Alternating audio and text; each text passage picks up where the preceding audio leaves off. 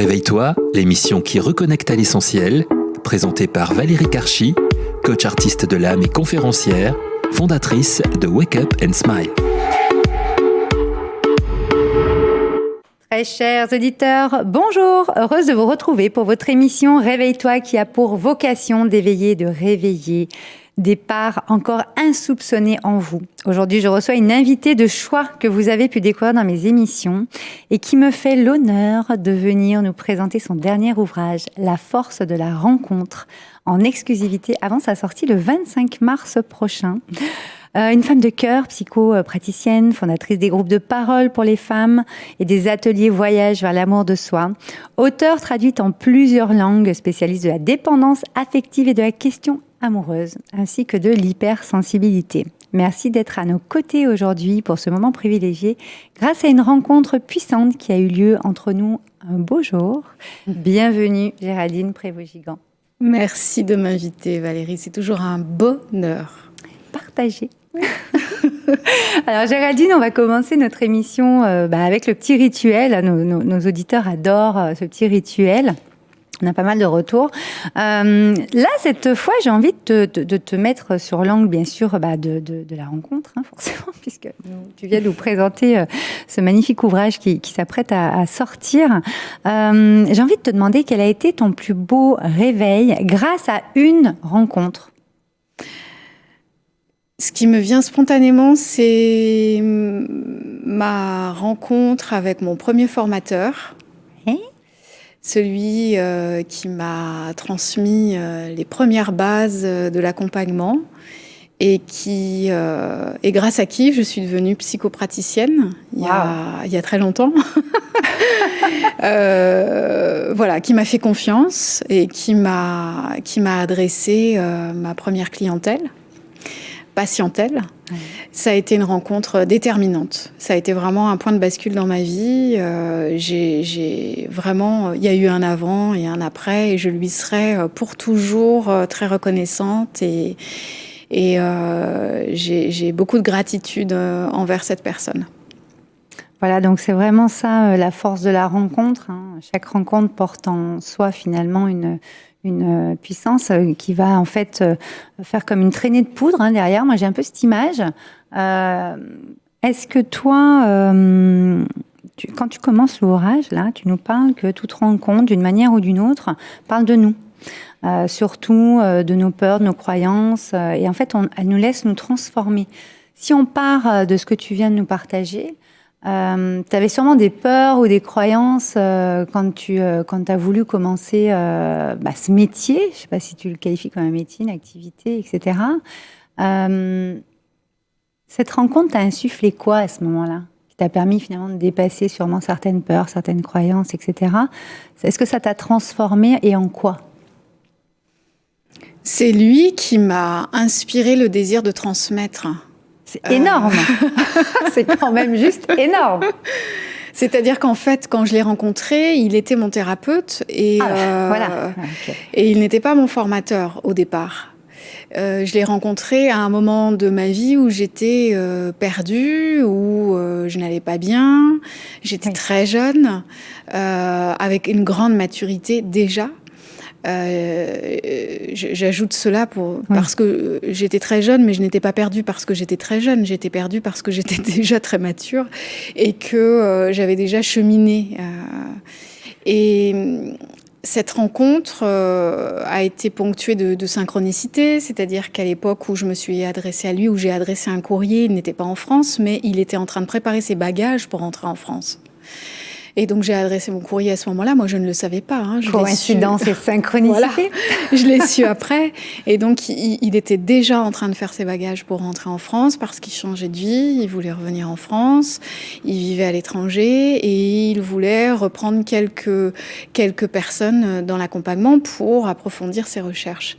Et j'ai fait partie des personnes sélectionnées suite au courrier que je lui ai envoyé.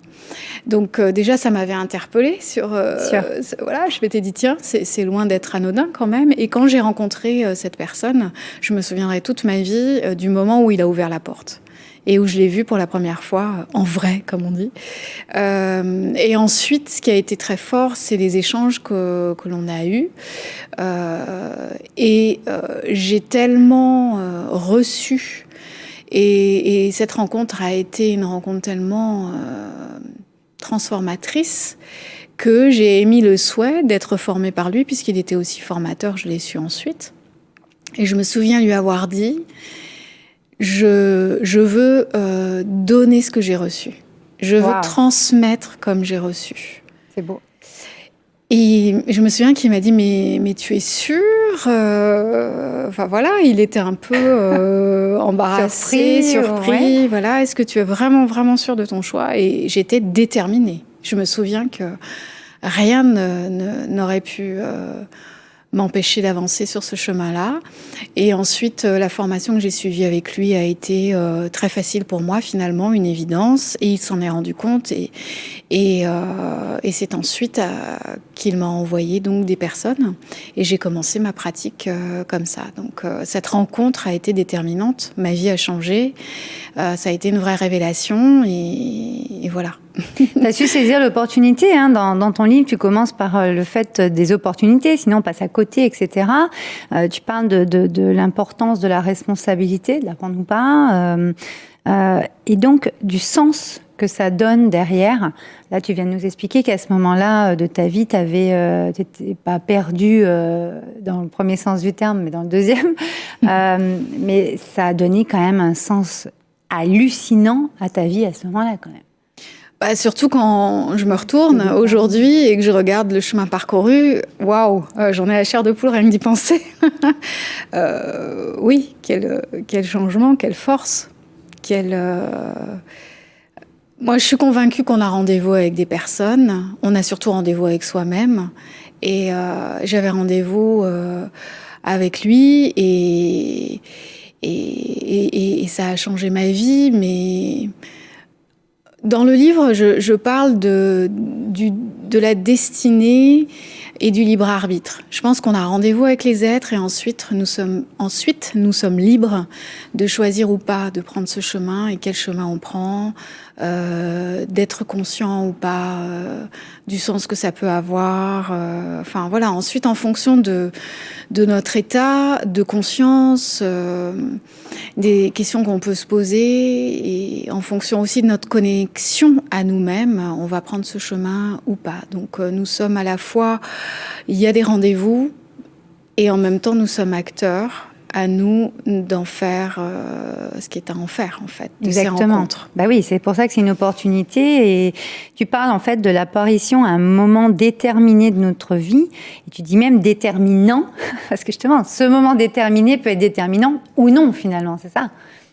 Suivant ce que l'on en fait, suivant notre capacité de recevoir ou pas. Oui, tu parles d'accueillir, effectivement, oui. Voir et accueillir la rencontre pour donner un sens à ce qui nous arrive, c'est ça? Exactement, oui. On peut aussi passer à côté, on peut ne pas voir, on peut être parasité par un ensemble de choses, d'émotions, de pensées, de convictions, de croyances limitantes qui nous empêchent de voir et de saisir l'opportunité de la rencontre. C'est-à-dire qu'il y a des rencontres qui sont des portes qui s'ouvrent sur un chemin. Il y a aussi des rencontres qui sont des rencontres qui initient, qui enseignent à nous, en fonction de là où nous en sommes, à nous de recevoir et jusqu'où. C'est en ça que nous sommes totalement libres. C'est vrai. C'est porteur de messages. Tu dis que c'est un porteur de messages indispensable à notre évolution. Moi, je pense que tu as totalement raison parce que qu'est-ce qui fait qu'on va saisir l'opportunité ou pas de cette rencontre, etc. Parce que, tu sais, il y a des personnes aussi qui peuvent regretter d'avoir rencontré telle personne ou alors qui peuvent regretter de ne pas avoir suivi telle personne. Tu sais, il y a plusieurs cas comme ça. Qu'est-ce que tu as à nous dire là-dessus? Parce que c'est toujours porteur de messages, finalement. Alors, en effet, dans le livre, je parle des mauvaises rencontres. Des rencontres qu'on n'aurait pas aimé faire, des rencontres avec des gens nocifs, des rencontres destructrices. Et j'invite à plusieurs réflexions. Moi, je pense qu'il y a toujours un enseignement à en tirer. Par exemple, de s'interroger sur pourquoi on a suivi telle personne, pourquoi on l'a laissé rentrer dans notre vie, pourquoi on l'a laissé rentrer si longtemps dans notre vie. Sont des invitations à s'interroger pour pouvoir plus tard ne pas recommencer les mêmes erreurs, parce qu'il y a des personnes qui sont nocives pour nous et des personnes qui sont aidantes, constructives, ressources, révélatrices. Oui. Dans certains cas, ça peut être révélateur de ce qu'on a aussi à comprendre. Je pense que toute rencontre est une rencontre qui enseigne. Ensuite, à nous de voir la place qu'on leur donne, si on les laisse rentrer ou pas. Parce que, attention, moi je fais toujours très attention. On a un peu tendance à penser que nous n'apprenons que dans la difficulté, les épreuves. Certes, mais on n'est pas obligé non plus d'avoir des rencontres compliquées, difficiles. D'accord. Pour apprendre. C'est bien de le préciser. Voilà. Ouais. Et la bientraitance avec soi-même, c'est aussi savoir s'écouter, faire attention à ça. Ce qui résonne. Oui, exactement. Et on n'est pas obligé d'aller dans des directions difficiles, compliquées. On peut aussi apprendre dans la simplicité, la fluidité, l'harmonie. On n'est pas obligé de vivre la disharmonie. En tout cas, il y a des rencontres qui sont des rencontres compliquées et elles sont toutes porteuses d'enseignement. Il y a aussi, pour reprendre ce que tu disais à l'instant, quand on regrette de ne pas avoir donné suite à telle et telle rencontre, moi, je suis plutôt partisane de dire quand les choses ne se font pas, elles ne se font pas. Ça devait passer. Voilà. Et puis peut-être pas maintenant. Il y a le timing. On ne sait pas ce qui va se passer dans 10 ans, dans 20 ans. Oui, ça reste figé dans le temps et on verra après le temps quel sera son effet dessus, effectivement, sur cette rencontre, par exemple, c'est ça? C'est important de faire confiance à notre processus, à notre destinée, à notre processus de vie, à nos choix, de faire confiance à ce qui est plus fort que nous aussi. Je suis d'accord, parce que justement, j'allais y venir, ce processus, ces étapes, en fait, tu en parles très très bien dans l'ouvrage. C'est très très très intéressant. Tu parles attention, en fait, à qui on fait rentrer dans sa vie, aussi aux émotions que ça peut induire, en fait, ces personnes qu'on fait rentrer ou non, finalement. Donc bon, tu parles du pré-contact, du contact, de l'engagement, du plein contact. Moi, ce que j'aimais, c'est qu'il y a vraiment un dialogue entre deux réalités, le monde extérieur et nous. Et je pense qu'on peut peut-être parler un petit peu de ça, ce monde extérieur qui vient révéler des choses en nous, et ce qui a été révélé en nous, comment ça peut influer sur notre monde extérieur, notre environnement. On peut l'appeler de différentes façons, bien sûr. Je pense que la vie prend tout son relief et ses couleurs quand on met les lunettes de la lecture du symbolique. J'ai toujours, moi, une double lecture, double, triple, quadruple dimensionnelle, lecture, voilà, des événements. Alors, je passe pas mon temps à décoder les événements, mais j'ai toujours un œil observateur de la dimension symbolique de ce qui m'arrive. Et en effet, dans la rencontre, il y a la rencontre, factuelle, réelle, et il y a aussi tout ce qu'elle symbolise pour nous, tout ce qu'elle peut représenter pour nous, tout ce dont la personne peut être aussi... les gens sont parfois des messagers sans le savoir. Oui. Ils symbolisent quelque chose. Pas tous, mais certaines rencontres vont être symboliques dans notre vie. Déterminantes, c'est ça, ce que tu disais tout à l'heure, oui. Porteuses de messages. Ouais.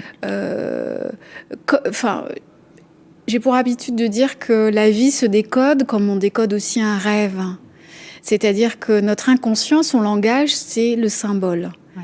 Et derrière le factuel, il y a le langage symbolique qui nous enseigne sur nous, au-delà de ce que l'on sait de nous. Et c'est en ça que l'on peut apprendre de soi-même. C'est-à-dire que nous sommes bien plus que qui nous sommes bien plus que qui nous pensons être, nous sommes bien plus que le je, nous sommes bien plus que le JE ou le je, oui. J-E-U-X. Oui. Nous sommes bien plus que les masques sociaux. Et donc, les événements qui nous arrivent dans notre vie et certaines rencontres peuvent nous apprendre sur qui nous sommes. Ouvrir des pans, en fait, qu'on qu'on ignore de nous-mêmes. Ouais, qui sont insoupçonnés finalement. Et souvent, je dis aux personnes que j'accompagne, les personnes que nous rencontrons, importantes, déterminantes ou qui nous font vibrer, voilà. Ok, très bien. Ouais. Même juste, voilà, qui nous font vibrer un instant. Bon baromètre. Ou un instant plus long, voilà, qui nous font vibrer, nous enseignent aussi sur là où nous en sommes.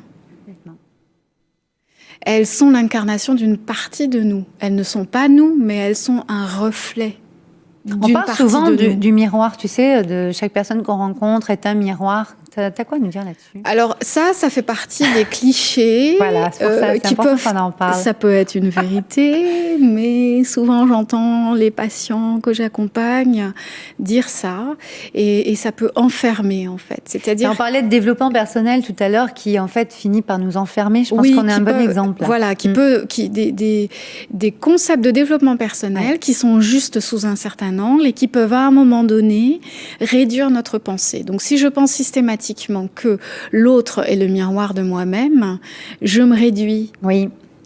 Parce que ça veut dire que je ne vois que moi-même. Alors que dans ce que je dis qu'en fait, l'autre nous informe sur là où nous en sommes, mais beaucoup plus large. Voilà. Ouais. Il va nous informer sur ce que cette personne que je rencontre, qui me fait vibrer, va m'informer sur ce que je ne sais pas encore de moi-même. Voilà. Donc on est au-delà. Il fait évoluer, c'est d'où l'évolution en fait. Hein. Et quand les personnes me racontent qu'elles ont fait des mauvaises rencontres, elles me disent « Oh là là, je dois être mauvaise parce que comme l'autre est le miroir de qui je suis », c'est extrêmement culpabilisant. Bien sûr. Et si l'autre était non pas le miroir, mais l'enseignant. Voilà, le révélateur. Presque, le révélateur. C'est comme une photo qui... Tu sais, oui, le révélateur. Comme oui. Dans le bain avant. Il y a telle lumière, parce que sinon ça ne marche pas. C'est un peu ça.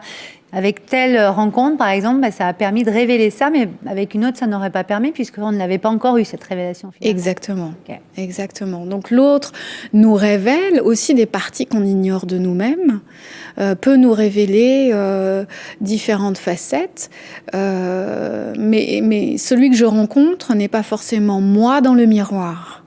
Exactement. On est beaucoup plus large que ça. On est bien plus grand, et c'est bien plus grand que nous, bien sûr. Ok.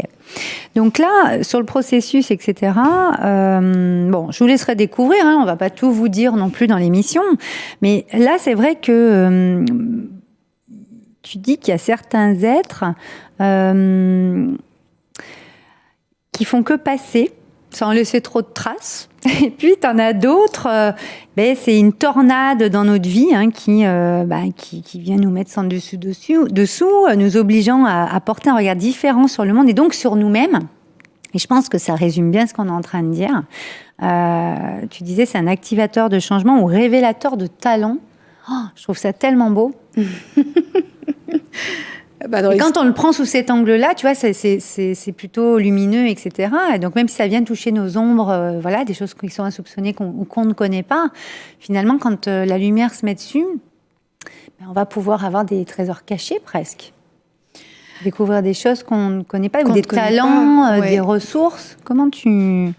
c'est le révélateur de talent, c'est un petit peu ce que j'ai raconté par rapport à ma première extrêmement forte, importante rencontre qui a changé ma vie. Ton formateur. Et oui, je pense qu'il y a vraiment des gens qui ont cette capacité de nous révéler à nous-mêmes sans même le vouloir eux-mêmes. Ça, c'est quelque chose d'important, je trouve. C'est-à-dire, on est... À leur simple contact, se passe quelque chose. Mais pour eux aussi, certainement, il peut se passer aussi quelque chose. Oui, mais ils ne doutent pas de ce qui se passe pour toi. Non, voilà. À ce moment-là. Et je trouve que c'est très beau, finalement. On peut donner à l'autre sans s'en rendre compte, juste en étant qui nous sommes. Voilà.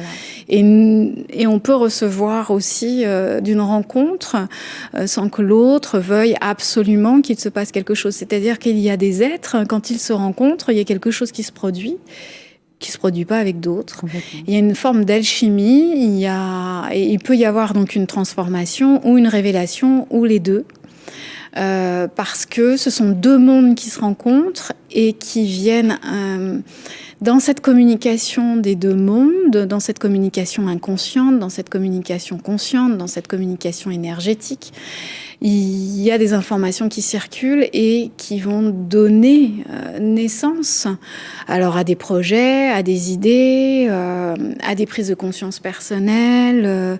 Après, ça dépend des rencontres. Je parle des rencontres artistiques à un moment donné, des rencontres artistiques qui vont révéler et des rencontres artistiques aussi qui vont détruire. Donc on voit bien que les rencontres peuvent être à la fois des rencontres qui portent et qui révèlent, et aussi des rencontres qui élèvent même, voilà, presque, hein. Qui élèvent, tout à fait, et des rencontres qui nous font contacter notre part d'ombre. Et la rencontre artistique, elle est puissante, c'est-à-dire que si on regarde le parcours des artistes, tous, à un moment donné, rencontrent une œuvre ou un artiste. Il y a toujours une rencontre dans la prise de conscience d'une voie artistique. Il y a toujours une rencontre,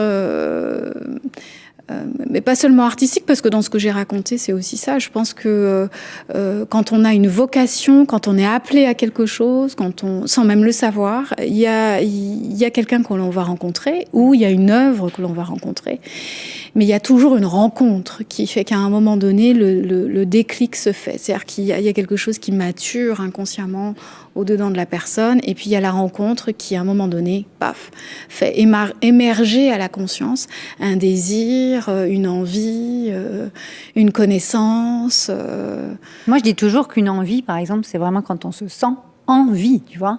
Donc c'est des bombes à remettre, encore une fois. Et là, tu parles vraiment presque d'étincelles. Toi, tu disais tout à l'heure, quand on a commencé l'émission, que cette rencontre et ce qui s'est passé derrière, tu étais allumé. Enfin, c'était ça, quoi. Tu n'avais aucun doute là-dessus, même si tu avais tes croyances, tes peurs, etc., comme tout le monde, mais tu sentais que tu étais presque appelé là. Et puis, on voit où tu en es aujourd'hui. C'était quand même un appel de tes profondeurs qui venait te révéler à toi, finalement, pour les années à venir. Alors après, des fois, c'est pas forcément pour autant de temps, ce que tu disais tout à l'heure, mais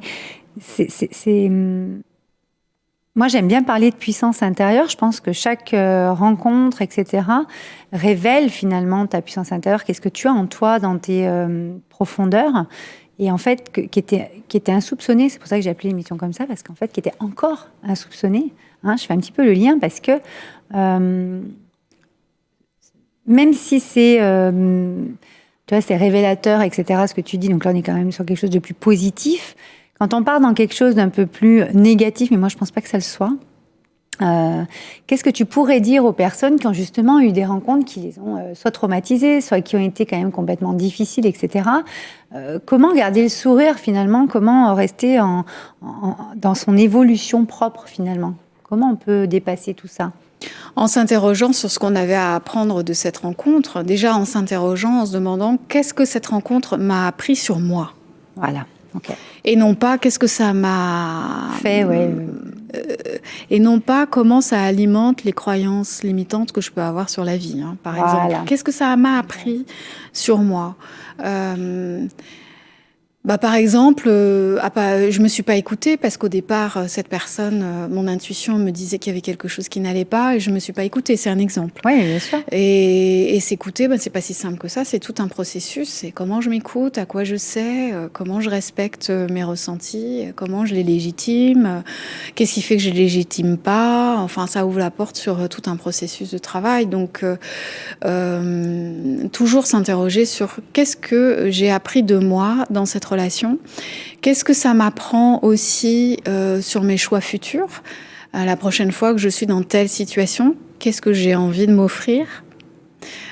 Comment je peux prendre soin de moi en évitant de répéter éventuellement ce même genre de rencontre? S'interroger aussi sur qu'est-ce que ça dit de mon passé? Est-ce que je suis dans un phénomène de répétition? Est-ce que cette personne n'était-elle pas en fait l'incarnation de quelque chose qui se joue dans mon inconscient? En quoi est-ce que ça peut être lié à mon histoire? Ce qui expliquerait pourquoi j'ai donné à cette personne autant de place alors que j'aurais dû passer mon chemin. Voilà, c'est toutes ces questions-là auxquelles il y a forcément des réponses qui permettent de transformer ce que l'on a vécu et de donner du sens à ce que l'on a vécu. Parce que d'une expérience négative ou compliquée ou douloureuse, qu'est-ce qui est encore plus douloureux? C'est quand ça n'a pas de sens pour nous. Donc, c'est important de trouver du sens. D'aller en quête, hein. Il y a toujours du sens. Bien sûr. Le tout, c'est d'aller se poser les bonnes questions, enfin, les fameuses questions qui permettent d'avancer et non pas celles qui nous font régresser ou rester statiques sur les croyances qu'on a à ce moment-là, par exemple, de sa vie, etc. Et s'il y a une dimension symbolique, il y a forcément du sens. Bien sûr. C'est pour ça que le symbole était intéressant tout à l'heure. Et c'est pour ça que je dis que ça donne du relief et de la couleur à l'existence. Ça donne du relief, c'est-à-dire ça donne tout son sens, c'est-à-dire que ça met en perspective, exactement. Voilà. Ça donne du... Moi, j'aime bien l'image, tu sais, où on fait un pas de côté, puis en fait, on voit l'objet, donc ce qui s'est passé, la situation, la personne ou autre, sous un autre angle. Et donc, forcément, la lumière change, et en fait, les ombres bougent. Et en fait, ça va allumer une partie qu'on ne voyait pas. Et hop, on dit « Ah, mais oui, mais c'était là !» Et je trouve que c'est ça qui est sympa. C'est la mise en perspective, c'est sympa pour ça. Et quand tu dis ça, ça me fait penser à quelque chose aussi d'important, qui est complètement l'inverse de ce qu'on a dit et qui pourtant se rejoint. On voit que le paradoxe rejoint les choses. Enfin, la dualité. Ne pas donner d'importance à des relations qui n'en ont pas. C'est-à-dire que parfois, à vouloir trop donner de sens, à vouloir y voir des choses, on va y voir des trucs qui n'y sont pas, alors qu'en fait, ce sont des personnes qui ne font que passer. Effectivement, tu as raison. Donc, on retient quelque chose, en fait, qui devrait ne faire que passer, c'est voilà, ça? C'était des erreurs de parcours où, on a pris ce chemin-là qui était juste un petit chemin de traverse, mais en fait, notre chemin principal, on est dessus.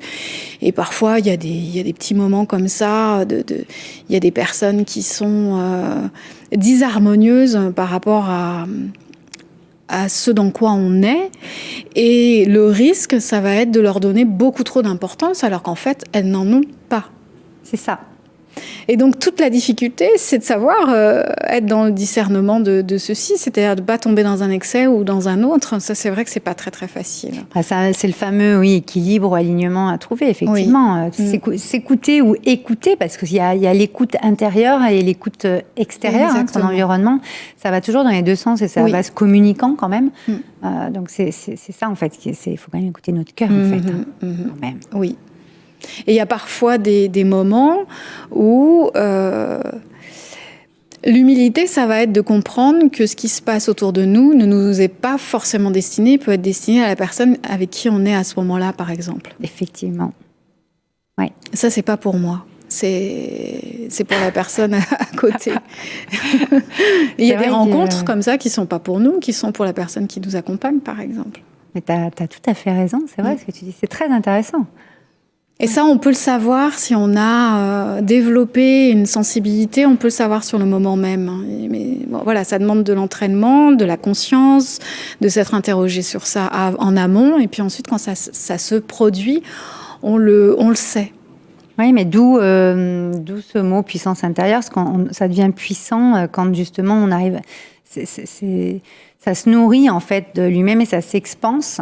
Effectivement, j'irais même encore plus loin, il y a des personnes après limite qu'on n'attire plus. Hein. Absolument. Et puis elles ne font plus du tout partie de notre paysage, alors qu'en fait avant on n'avait que ce type de personnes. Moi ça m'est arrivé personnellement, donc c'est bien, on se retourne, se retourner un petit peu pour voir ce qui s'est passé dans notre passé, c'est intéressant de constater aujourd'hui, non, moi ce type de personnes, je n'en croise absolument plus. D'où justement la puissance de ce qui se passe à l'intérieur de nous, je trouve. Ce qui sous-entend qu'en fait on ne les attirait pas, mais qu'on les choisissait inconsciemment. Exactement. Et donc quand on décide qu'on n'en veut plus, ça disparaît. On ne les voit plus. Ça disparaît de lui-même, ouais. C'est dingue, hein? Ouais. Très, très intéressant. Et bon, vous allez découvrir encore plusieurs facettes dans ce magnifique ouvrage, La force de la rencontre, de Nathalie Prévost-Gigant. Géraldine. Géraldine, j'ai dit quoi? Nathalie. Ouh là là, Géraldine Prévost-Gigant, excuse-moi Géraldine. Et donc, voilà, aux éditions Odile Jacob. Pour ce qui est donc des processus, des étapes, etc., je pense qu'on va laisser nos très chers auditeurs découvrir un petit peu ce qui se passera à l'intérieur de ce magnifique ouvrage. Et puis, moi, j'aimerais quand même parler de comment on peut garder le sourire quand il nous arrive tout ça, quoi. Je l'ai dit, en se posant la question de savoir pourquoi ça nous arrive, et puis aussi surtout en relativisant, c'est-à-dire que la vie c'est ça, c'est l'ombre et la lumière, l'harmonie, la disharmonie, la fluidité et la complexité. La vie est faite de ces polarités avec lesquelles on doit apprendre à danser. On a un petit peu trop tendance aujourd'hui à vouloir le plus grand confort, mais la sagesse, c'est d'apprendre à ne pas résister à ce qu'on n'avait pas prévu, à ouvrir les bras, à accueillir ça, à danser avec ça, et à savourer ce que l'on avait prévu, qui est facile et fluide. Et donc à partir du moment où on ne résiste plus à ce qu'on estime ne pas vouloir, à partir du moment où on savoure ce qu'on voulait, on trouve un équilibre parfait. Et pour moi, c'est ça, danser avec la vie. C'est-à-dire, c'est de toute façon, j'ouvre les bras, j'accueille et je danse avec ce qui m'est donné, quel que soit ce qui m'est donné. C'est très, très beau. Et justement, j'avais noté qu'il y a un superbe exercice pour apprendre à réguler ses émotions. On pourrait le découvrir et je pense que ça va bien avec ça parce que finalement la dualité, les émotions viennent nous indiquer beaucoup de choses aussi. Ça, on va peut-être pas parler non plus, on en a encore pour 1 heure. Mais voilà, je pense que ces émotions sont de vrais points de repère, sont de vrais signaux. Oui. On va peut-être en parler 2 minutes, mais c'est vraiment de vrais signaux. Et cette dualité, apprendre à danser avec nos émotions, je pense que c'est aussi important. Oui, je suis toujours étonnée et c'est vraiment une étape importante dans l'accompagnement que je propose aux personnes qui viennent à ma rencontre. C'est que je me rends compte qu'en fait, elles n'écoutent pas ce qu'elles sentent, elles en ont peur. Que ce soit des sensations corporelles, que ce soit des émotions ressenties aussi dans le corps, le ressenti est laissé de côté au profit d'un mental suractivé et d'un cognitif très fort. Et donc il y a toute une connexion, une réhabilitation en fait des sensations. Voilà. Et nous sommes des vraies antennes. Et quand on rencontre quelqu'un avec qui ça fonctionne, avec qui on est sur la même longueur d'onde, on le sent physiquement. Inversement, quelqu'un qui nous est profondément antipathique, ça veut dire qu'il y a quelque chose il y a de la friture sur les ondes. C'est important de s'écouter et non pas que le mental dise, ce que je vais dire, on se l'est tous dit et je l'ai fait aussi. Oh non, mais quand même, cette personne doit être bien. Oui, elle est bien, mais pas pour soi. Voilà. C'est juste une petite nuance. C'est tout. C'est parfois aussi tout le monde est bien, ça. bien sûr, mais pas pour soi, mais parfois. Pas pour moi. Voilà, dans ta conception de la vie, non, pas pour toi en fait. Et je me l'autorise. Et c'est oui, ok dans la bientraitance. C'est pas contre quelqu'un en fait, c'est par bienveillance pour soi finalement. Voilà, exactement. Absolument. Tu parles d'importance de la responsabilité au début du livre, je pense qu'on y est. Et vous découvrirez tout ça. Alors, au niveau de l'actualité, forcément, cette interview est en avant-première de la sortie. On a une exclusivité. On est très, très, très heureux que tu nous l'aies accordé pour la sortie de ton livre, donc le 25 mars prochain. Bien sûr, vous le trouverez dans toutes les librairies. On vous mettra le lien sur Internet, etc. Aux éditions donc Odile Jacob. On peut te retrouver sur géraldineprévost-gigant.com. Pareil, je vous mettrai ça dans la description pour retrouver toutes les magnifiques créations de Géraldine. Et puis pour le mot de la fin, moi j'ai envie de vous dire que ce que cite Géraldine dans le livre, les rencontres les plus importantes ont été préparées par les âmes bien avant que les corps ne se voient. C'est Paulo Coelho qui a écrit ça. Tu nous l'as partagé dans le livre. Et je pense que c'est vrai. Les rencontres ne sont jamais dues au hasard. Ou en tout cas, le hasard est un formidable agent de transformation. Nous finirons là-dessus. À méditer. À très bientôt, mes très chers auditeurs. Merci beaucoup d'être parmi nous et de nous insuffler toutes ces belles choses, Géraldine. Et à très bientôt. Merci Valérie, un grand, grand merci. Réveille-toi, l'émission qui reconnecte à l'essentiel, présentée par Valérie Karchi, coach artiste de l'âme et conférencière, fondatrice de Wake Up and Smile.